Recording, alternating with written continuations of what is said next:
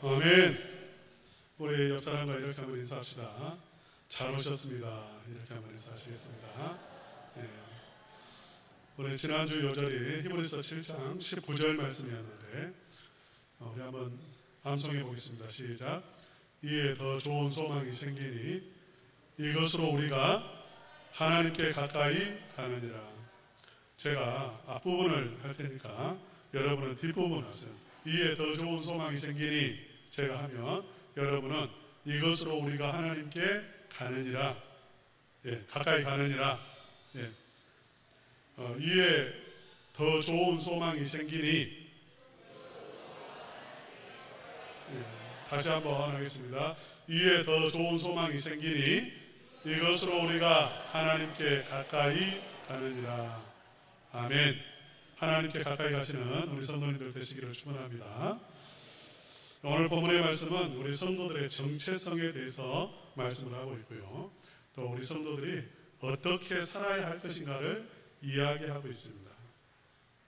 우리 성도님들의 정체성은 무엇이냐면 하나님께 가까이 나가는 사람들입니다. 우리 19절 말씀 우리 다 같이 한번 읽어보겠습니다. 시작.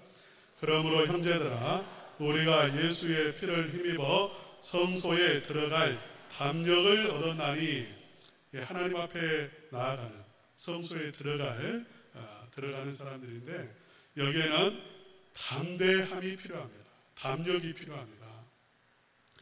왜 담력이 필요할까요? 성소에 나가면 어떻게 되죠? 죽습니다. 성소에 나가면 죽는 거예요. 성소는 하나님을 만나는 곳입니다. 영적인 세계로 들어가는 곳입니다. 하나님을 만나는 곳, 영적인 세계 속에 거하는 곳, 이게 성소예요. 우리 성소 한번 보여주시기 바랍니다. 과거에 구약시대의 성막이죠. 하나님께서 하늘에 있는 모양을 본따서 이 땅에 성소를 지으라고 했습니다.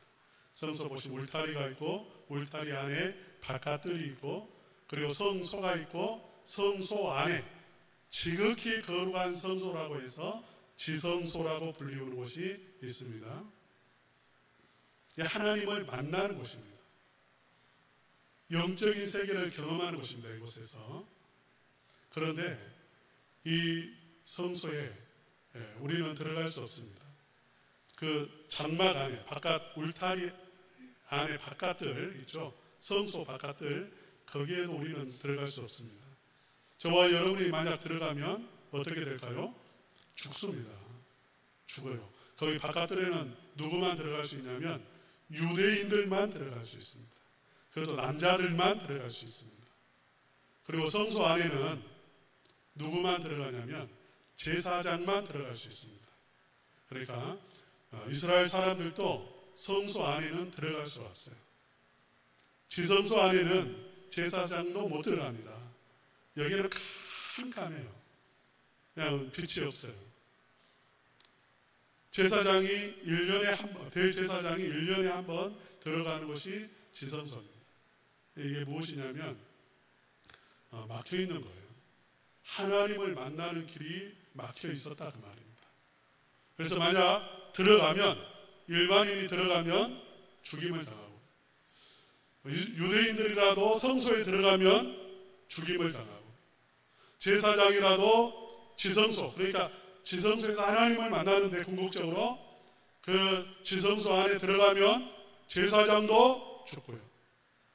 대제사장도 지성소 안에 1년에 한 번 들어가는데 조금이라도 죄가 보이면 그 자리에서 즉사하는 것입니다. 우리 한번 그 다음 그림을 한번 보여주세요.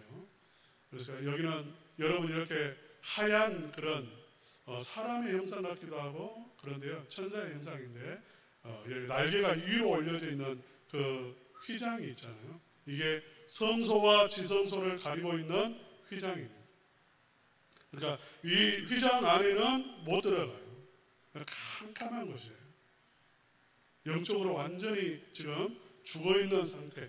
이스라엘 백성들이나 우리들이나 마찬가지죠. 그래서 하나님을 경험할 수 없는 그러한 상태입니다. 그런데 지금 이 지성소 안까지 들어간 사람들이 있는데 제사장도 아니면서 대제사장도 아니면서 지성소 안에 들어갔어요. 하나님을 만나는 사람들이 있어요. 그들은 담대한 사람들이에요. 왜? 아니 거기 들어가면 죽는데 거기에 들어갔기 때문에 담대한 마음이 있는 사람이죠. 그런데 그 담대함이 어디에서 왔냐면 예수의 피를 힘입어서 담력을 얻었다는 것입니다. 우리 19절 말씀 다시 한번 읽겠습니다. 시작. 그러므로 형제들아 우리가 예수의 피를 힘입어 성소에 들어갈 담력을 얻었나니, 예수님의 피를 힘입어서 성소 안에 들어갈 담력이 생긴 거예요. 그래서 지성소까지 그냥 들어가 버렸다 그 말입니다. 근데 예수의 피를 힘입었다는 말이 어떤 말일까요? 예수님의 피를 힘입었다는 말은 22절 상반절 읽겠습니다. 다 같이 읽겠습니다. 시작. 우리가 마음의 뿌림을 받아 악한 양심으로부터 벗어나고 몸은 맑은 물로 씻음을 받았으니. 여기까지 읽겠어요. 여러분 보세요. 예수의 피를 힘입었다는 말은 좀 해석을 하면 어떤 말이냐면 우리의 마음에 뿌림을 받았다는 말입니다. 피 뿌림을 받았다는 것이고 우리의 몸은 맑은 물로 씻음을 받았다는 그러한 말이에요. 좀 굉장히 이렇게 어려울 수 있습니다. 피, 어떤 사람들은 우리 성도님들도 이런 생각을 하시는 분이 있는데 예수님이 십자가에서 흘리신 그 피 자체가 어떤 죄를 씻는 효력을 발휘한다라고 생각을 하시는데 피 자체는 그냥 피일 뿐이에요. 그 피는 무엇을 의미하냐면 예수님의 죽음을 의미하고 예수님의 속죄를 의미합니다. 그러니까 피를 힘입었다는 말은 예수님의 속죄의 효력을 힘입었다는 말이에요. 예수님의 그 죽으심을 힘입었다는 그러한 의미를 가지고 있는 것이지 피라고 하는 그 자체가 따로 어떤 역사를 일으키는 그러한 것은 아니에요.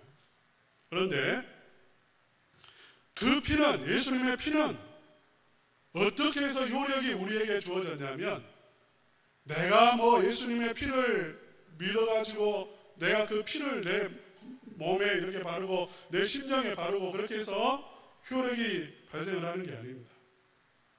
뿌림을 받았다는 것입니다. 뿌림을 받았는데 우리 20절, 21절 다 같이 함께 읽겠습니다. 시작. 하나님의 집 다스리는 큰 제사장이 계십니다. 그러니까 하나님의 집을 다스리는 제사장, 하나님의 집은 성소입니다. 성소를 다스리시는 제사장이 계시는데 그 제사장이신 예수님이 피를 뿌려주셨다는 거예요. 이게 수동태잖아요. 피를 뿌려주시고 물로 씻어주셨어요. 그러니까 우리의 마음에 예수님이 자신의 그 죽으심의 효력, 십자가의 효력이 우리의 심령 속에 나타나게 해주셨다는 것입니다. 실제로 우리의 심령 속에 예수님의 그 속죄의 능력이 임하게 해주셨어요. 그래서 어떤 일이 일어나냐면 악한 양심으로부터 벗어나게 되어집니다.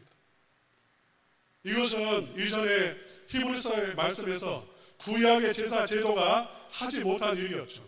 양심으로부터 우리를 깨끗하게 하지 못했어요. 양심의 자유를 얻지 못하게 했어요. 그러나 예수님의 피의 효력은 우리의 심령을 어떻게 하냐면 새롭게 한다는 것이죠. 실제적인 것입니다. 여러분, 여기서 양심은 우리가 생각하는 양심일 수 있어요. 1차적으로는 죄를 지으면 우리는 하나님 앞에 가는 게 양심상 꺼려집니다. 양심상, 양심이 있으니까 우리는 하나님을 멀리하게 돼요. 그러니까 아담과 하와가 죄를 지은 다음에 어떻게 했죠? 도망갔잖아요. 하나님을 떠나서 도망갔어요. 하나님을 피해서 숨습니다. 왜? 양심이 허락하지 않는 거예요. 양심상 나 같은 게 어떻게 교회 다닐 수 있나? 양심상 나 같은 인간이 어떻게 하나님 나라에 들어갈 수 있어요? 우리는 그런 양심을 가지고 있습니다. 양심에 문제가 있어요. 기본적으로. 양심상 어떤 분은 난 기도 못하겠다고, 내가 어떻게 하나님 앞에 좋은 거 달라고 기도하냐고, 난 양심상 그렇게 못한다고, 이런 분도 있더라고요. 여러분, 그런데 여기서 양심은 그 정도의 양심이 아닙니다. 우리의 마음 전체를 의미하는 것입니다. 우리의 내면에 있는 모든 것, 우리의 내면은 왜곡되어 있습니다. 욕망으로 가득 차 있습니다. 한마디로 악한 양심이에요. 악한 마음의 상태예요. 그런데 피뿌림을 받으면 어떠한 일이 일어나는가? 예수님이 피를 뿌려주시면 그 속에 양심이 살아나게, 회복되어지고, 양심의 자유가 임하게 되어지고, 심령이 새롭게 되어지고, 새로운 영이 임하게 되어진다는 것입니다. 할렐루야. 지금 여기까지를 말하는 거예요.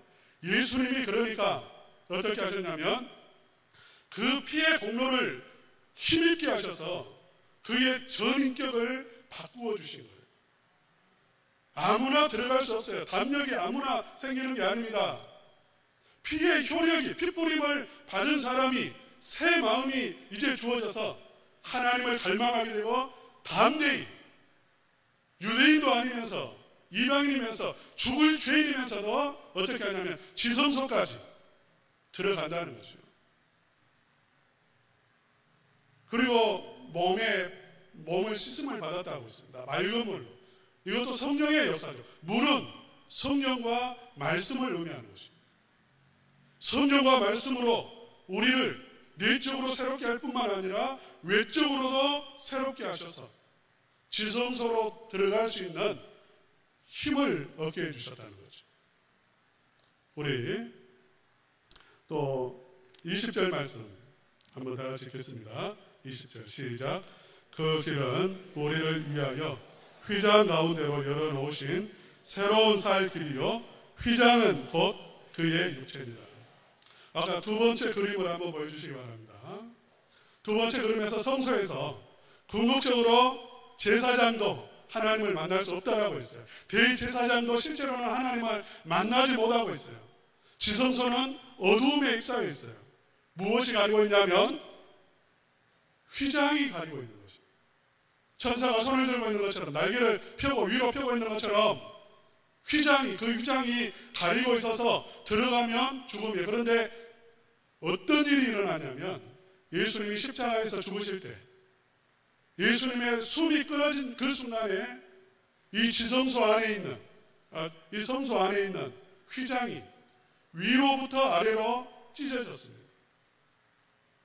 위로부터 아래로 찢어졌다는 것은 하나님이 찢으셨다는 것이고, 하나님과 인간을 가로막고 있는 그 장막이 사라졌다는 것이고요, 새로운 살 길이, 새로운 하나님 앞에 나가는 길이 열렸다는 것을 의미하는 것입니다. 성막 그림, 첫 번째 그림 다시 한번 보여주세요. 여기 보시면 이 성막, 울타리부터 시작해서요, 울타리부터 시작해서 성소나 지성소, 그 바깥들, 그 모든 것은 무엇을 본따 만든 것이냐면 하늘에 있는 성소를 본따 만들었습니다. 하늘에 있는 게 실체고, 이건 모형이고, 이건 그림자예요. 그러면 하늘에 있는 실체는 무엇이었냐면, 하늘에 있는 성소는 예수님이셨습니다. 다른 게 아니에요. 하늘에 뭐 이런 성소가 있는 게 아니라 예수님을 본따 만든 거예요. 그래서 성소에 있는 모든 것은 다 무엇을 상징하고 있냐면 예수님을 상징하고 있고요. 우리 다시 한번 20절 말씀 다시 한번 읽겠습니다. 시작. 그 길은 우리를 위하여 휘장 가운데로 열어놓으신 새로운 살 길이요 휘장은 곧 그의 육체니라. 휘장이 상징하는 바가 무엇이었을까요? 휘장은 무엇의 모형이었을까요? 예수님의 몸을 모형으로 만든 것이었다는 거죠. 그래서 예수님의 몸이 십자가에서 찢어지실 때에 휘장이 찢어졌고 구원의 길이 열렸다는 것입니다. 할렐루야. 자, 한번 보세요. 피 뿌림을 받은 사람들이 있고요, 그들은 새로운 살 길, 새로운 영적인 세계로 들어가는 그 문을 이제 발견하게 되어졌고, 그 문을 통해서, 그 길을 통해서 하나님께로 나아가서 하나님을 만나게 되어집니다. 그 속에 들어갔더니 나만 있는 게 아니라 하나님의 가족이 있어요. 놀라운 경험을 하는 거죠. 하나님께 나아가는 살 길을 알고, 그래서 그 길로 나아가서 영적인 세계를 경험하고 천지우주 만물을 창조하신 하나님을 만나는 그러한 새로운 경험을 한다는 거예요.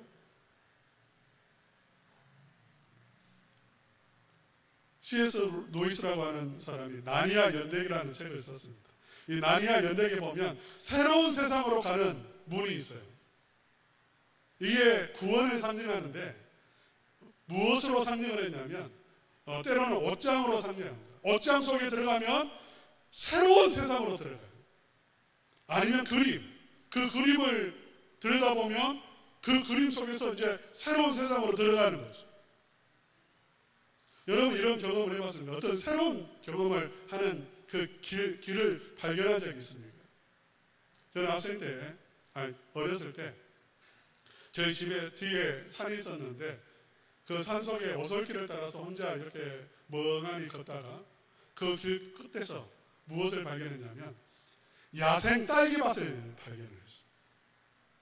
이렇게 걷다가 야생 딸기밭이 있었는데 이렇게 풀숲 속에 딸기가 쫙 있는데 빨간 딸기가 이렇게 익어있는 거예요. 하나 따먹어봤더니 맛이 좋았을까요? 안 좋았을까요?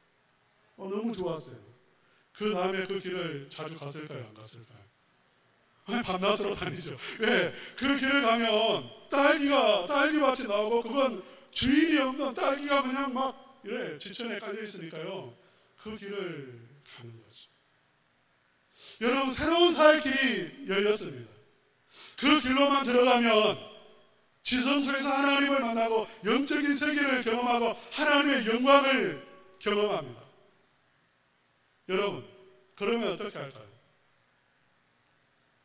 자주 갈까요? 자주 안 갈까요? 네? 관심 없어요? 자, 그래서요 정말 이 예수의 피를 힘입어서 이 구원의 세계, 새로운 살 길을 경험한 사람은 어떻게 사는가? 첫째, 온전한 믿음으로 하나님께 나아갑니다. 22절 다 같이 한번 읽겠습니다. 시작. 우리가 마음의 뿌림을 받아 악한 양심으로부터 벗어나고 몸은 맑은 물로 씻음을 받았으니 참 마음과 온전한 믿음으로 하나님께 나아가자. 축복의 길이 열렸잖아요. 그 길로만 들어가면 하나님을 만나고 예수님을 만나고 은혜 받고 하나님의 축복을 받고 영적인 놀라운 세계를 경험하게 되어집니다. 이것은 딸기 몇 개가 아니에요. 엄청난 것입니다. 요즘 많은 사람들이 가상세계에 빠져서 합니다. 가상세계 들어가면 거기에 또 다른 세상이 있잖아요. 그래서 실체는 아니에요. 가상이에요. 그렇지만 그 가상세계 속에서 자기가 왕도 되고 장군도 되고 영웅도 되고 그 세계 속에서 자기가 주인 노릇도 하고요. 이 세상에서는 집이 아파트 한 채 없지만 그 가상세계에 들어가면 빌딩을 가지고 있고 그래서 그 세계 속에 들어가서 나오려고 하잖아요. 거기에 푹 빠져버려요. 예수님의 보혈을 힘입어서 하나님의 이 영적인 세계에 들어가는 사람들은 가상세계가 아닙니다. 이게 참이라는 것입니다. 참된 하나님의 은혜를 맛보고 평강, 이 세상에 누리지 못하는 평강을 누리고 능력을 힘입고 하나님과 교제하는 실제적인 삶을 살아가는 거예요. 그 은혜와 힘을 힘입어서 이 세상 속에서 승리자로 산다는 거예요. 하나님께 나아가시는 우리 성도님들 되시기를 축복합니다.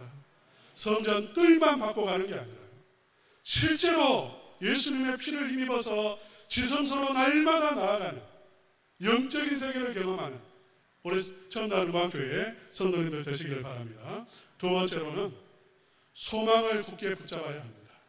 23절 말씀 다 같이 읽겠습니다. 시작. 또 약속하시는 이는 미쁘시니 우리가 믿는 도리의 소망을 움직이지 말며 굳게 잡고, 소망을 굳게 잡아야 된다, 이렇게 말씀을 하고 있습니다. 왜 소망을 굳게 잡아야 될까요? 우리는 힘든 삶을 살기 때문에 그렇습니다. 우리는 자주 쓰러지기도 합니다. 넘어지기도 합니다. 세상에 유혹이 있습니다. 핍박이 있습니다. 고난이 있습니다. 저나 여러분이나 늘 제가 말씀드리잖아요. 우리는 다 망하기 직전이고 벼랑 끝에 서 있습니다. 우리 인생이 그렇습니다. 그런데 우리에게는 구원의 길이 열렸어요. 살 길이 열렸어요. 그분은 신실하신 분입니다. 우리는 절대 망하지 않는 소망을 가지고 있어요. 할렐루야. 절대로 망하지 않아요. 왜? 신실하신 하나님이 나를 붙잡고 있기 때문에 구원의 소망을 붙잡고 살아야 한다는 거죠. 할렐루야. 소망을 붙잡으시기를 축복합니다. 어떠한 환경이 있든지 살 길이 있다는 것을 믿으시기를 축복합니다. 세 번째로 우리는 어떻게 살아야 되는가? 서로 돌아보아 사랑과 선행을 격려해야 됩니다. 우리 한번 따라서 합시다. 서로 돌아보아야 합니다. 서로 돌아보는, 서로에게 관심을 가지라는 거죠. 요즘 세상은 누가 나에게 관심 갖는 것 좋아합니까? 싫어합니까? 관심 갖는 것을 좋아하지 않는 세상이에요. 싫어해요. 누가 나에게 한마디 말하면 그거 기분 좋게 듣지 않습니다. 이제는 자기밖에 몰라요. 자기밖에 모르는 시대입니다. 요즘 앞으로는 이런 시대가 될 겁니다. 여러분이 매장에 가든지 식당에 가든지 화장실 어디예요? 그거 묻는 거 실례예요. 세상. 이미 서울에는 그런 거 물어보면 실례예요. 자기 알아서 찾아가야 됩니다. 그 묻는 거 아니, 이제 그런 것조차도 그게 예의가 아닌 그런 세상. 어떤 선생님이 이런 말을 하셨어요. 자기 반에 애가 싸웠어요. 둘이가 싸웠어요. 한 애가 가해자고 한 애는 피해자입니다. 그 부모를 불렀습니다. 그래서 이렇게 애들이 어떻게 이렇게 싸우게 됐는지 이야기를 양쪽에 이렇게 하는데 그 부모가 말하는 거예요. 얘 이야기 듣지 말라고. 자기 아들 이야기만 들으라고. 왜 이쪽 이야기 듣고 내 이야기 안 듣고 저의 이야기 들을 필요가 없다고. 내일만 소중한 세상입니다. 자기만 아는 세상, 자기 자녀만 아는 세상, 자기 가족만 챙기는 그런 세상이에요. 그렇게 하지 말라는 것입니다. 서로 돌아보아라고 그렇게 말씀을 하고 있습니다. 서로 돌아보아 사랑과 선행을 격려하며 지성소 안에 들어온 사람들, 그들은 하나님의 가족입니다. 하나님의 가족. 하나님이 새 영을 부으시고 하나님이 은혜 주셔서 하나님을 아버지라고 부르는 가족이 되었어요. 그들을 이제 그 가족은 서로 돌아봐요. 서로 돌아보면서 사랑과 선행을 격려하라고 했어요. 격려하라고. 격려하시는 성도님들 되시기를 바랍니다. 격려가 뭡니까? 사랑을 격려하고 선행을 격려하는 거예요. 참 잘한다. 여러분 오늘 이 정말 지난주 그 전주부터 느끼는 건데 우리 성도님들이 축 처져 있는 것 같아요. 밤새 더위 때문에 잠을 못 주무시고 제대로 이렇게 그냥 피곤하셔가지고 기력이 그냥 많이 쇠하신 것 같아요. 이런데도 어제 그제 뭐 이렇게 오셔가지고 음식 준비하시고 땀 흘리시면서 식당 봉사하시고 귀합니까 안 귀합니까? 그러면 마음속으로 귀하다라고 생각만 해야 됩니까? 격려해야 됩니까? 격려하시라 말입니다. 참 수고하십니다. 덕분에 맛있게 먹었습니다. 간이 딱 맞습니다.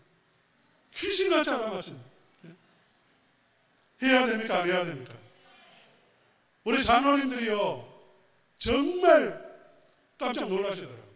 그동안 어떻게 그렇게 식당 일을 하셨는지 설거지 몇 번 해보시고, 우리 그 일남전도회, 이남전도회 회원님들이 설거지 해보신 다음에 그 전에는 밥그릇 숫자가 더 많았는데 여성 노인들 고생하셨다고. 고생하셨습니다. 네. 격려하셔라, 격려하셔라. 우리 교회는 격려를 많이 하고 칭찬을 많이 하는 교회가 되기를 축복합니다. 그럼 버릇 나빠지나요? 더 열심히 합니다. 더 열심히. 저 이렇게 대학교 때 친구를 만났더니 이런 말을 해요. 친구 몇 살 만났는데 저는 좋은 말을 잘해요. 저는 나쁜 게 잘 안 보이고 좋은 것만 보여요. 그러니까 좋은 이야기를 해줬더니 그 옆에 있는 친구가 명호 저러면 맨날 이빨린 소리만 한다. 나는 이빨린 소리를 하는 게 아니라 정말 그게 좀 아름다워 보여가지고 칭찬을 했더니 그렇게 이야기해요. 속으로 그럴 수도 있겠구나. 칭찬을 하면 나 놀리나? 이렇게 생각을 하는 사람이 있을 수 있을지 모르겠어요. 그러나 교회는 끊임없이 격려해 주시고 칭찬해 주시고, 우리 학생들 수련회야 합니다. 우리 학생들 또 성경학교를 합니다. 우리 선생님들 고생합니다. 우리 선생님들 칭찬해 주셔야 돼요. 격려해 주셔야 됩니다. 끊임없이 서로 격려해 주시고 서로 돌아보고, 한 달에 한 번쯤은요 목장끼리만 식사하지 마시고 기관끼리만 식사하지 마시고요, 혼자 식사하신 분이 누군가 한번 찾아보고 그분하고 같이 식사하시고, 내가 모르는 분 새로 오신 분 있잖아요, 그분하고 같이 식사하시고, 매주 하면 좋겠지만 그렇게 못할지라도 한 달에 한 번 정도는 서로를 돌아봐요. 이야기도 들어봐요.